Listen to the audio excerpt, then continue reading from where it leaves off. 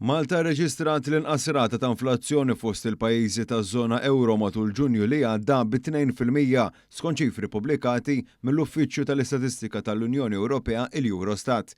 Rata ta' inflazzjoni f'Malta naqset minn 2.5% fl-istess perjodu s-sena l-oħra u l-inqas irreġistrata fl-aħħar sena u nofs. B'mod ġenerali l-inflazzjoni annwali fiż-żona euro naqset minn 3.2% f'Mejju, iżda xorta baqgħet ogħla minn ta' Malta bi 2.8%. Fl-Unjoni Ewropea kollha r-rata naqset għal 2.9% minn 3.3% ix-xahar ta' qabel.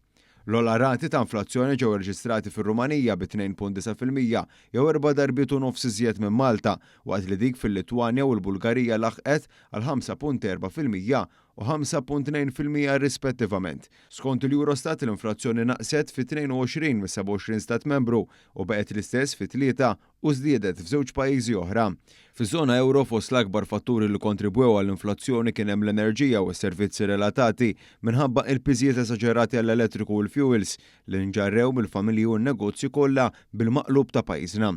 Bis-saħħa ta' sussidji mill-Gvern Laburista li ma rrikorriex għal miżuri ta' austerità bħal bqija, il-poter tal-infiq tal-familji u n-negozji baqa' wieħed stabbli u b'saħħtu. Tal-istrateġija wkoll waslet biex pajjiżna jibqa' trajenti kemm għall-investimenti u anke għat-turiżmu li qed jirreġistra wkoll l-aqwa riżultati kemm fl-ilmiet u fl-infiq ta' dawk li jażlu li jqattaw il-vaganzi tagħhom fostna.